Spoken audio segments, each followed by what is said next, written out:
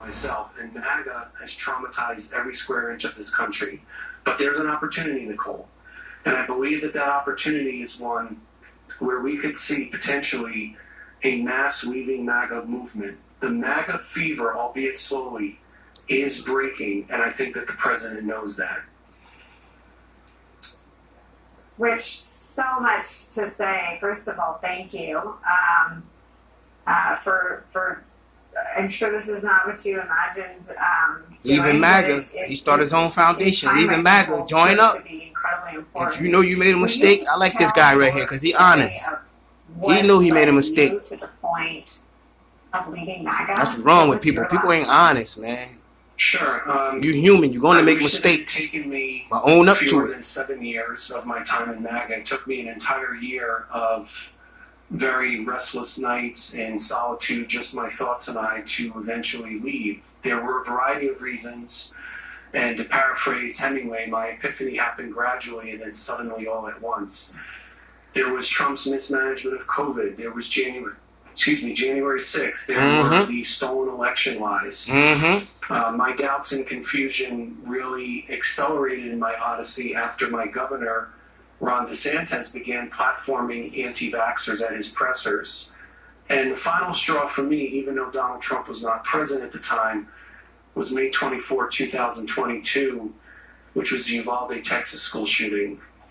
I knew exactly what the Republican response would be. I knew what Donald Trump's response would be. It was fake. And it was quietly, stupid, or man. it was rather shortly thereafter. Fuck gonna lie about the school shooting. These motherfuckers is crazy.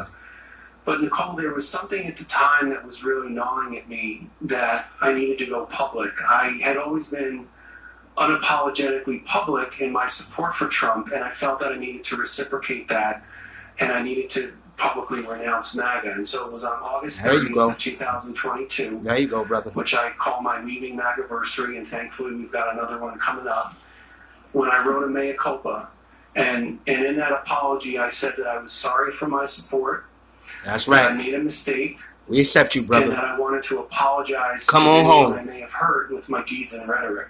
Come on home, brother. And It's all right. The truth is that I actually never thought that anyone would care. But it turned out that people did care, and I felt it incumbent upon myself to tell my story to those who wanted to hear it, because it's all right, brother. We appreciate it, man. And the other leaving come on home, man. Who worked with me, we are living proof that it is possible to change. And that's right.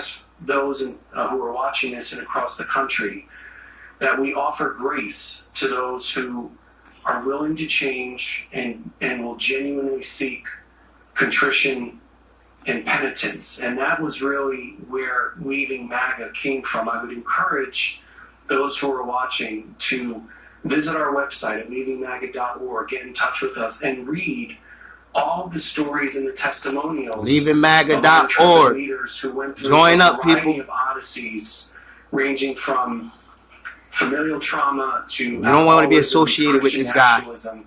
We are living proof that it is possible, in fact, to change.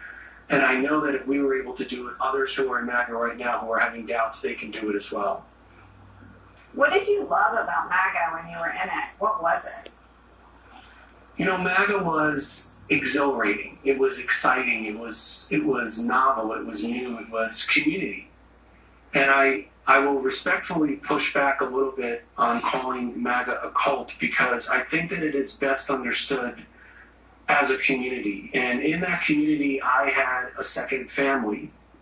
And I think that referring to those who are in MAGA as cultists, what happens is it pushes them further into MAGA. And we want to extract people out of MAGA, especially those right now who are questioning their beliefs. Two of the reasons it was so hard for me to leave: number one, I had that second family who, as much as I'm embarrassed to admit this, Nicole, often took precedence over my own blood family.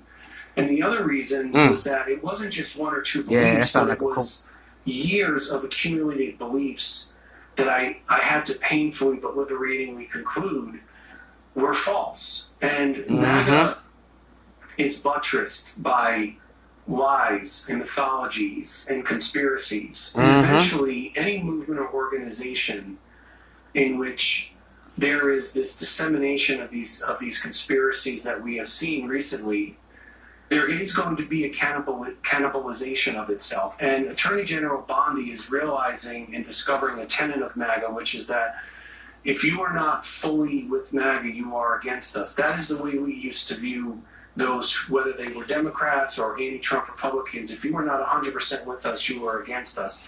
Do I understand why some would say that MAGA is a cult? I do get it. Do I think that there were some cult-like aspects to it? Yes, I know. I can attest to it. I lived it.